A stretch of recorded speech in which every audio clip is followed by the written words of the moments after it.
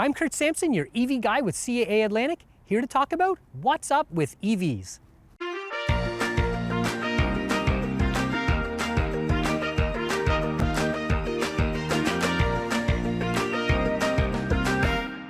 Did you know that electric vehicles can be designed from the ground up to be safer than ever before possible? Without a big engine and transmission up front, that gives us extra space to work with. And normally we use that as storage. We call it the frunk or the trunk up front, but in the case of a collision, that is a huge crumple zone. So it'll absorb that impact, it gets destroyed to protect you and your family in the cabin. And below the cabin, the floor of the vehicle is where we keep the battery in an EV, and it's very well protected.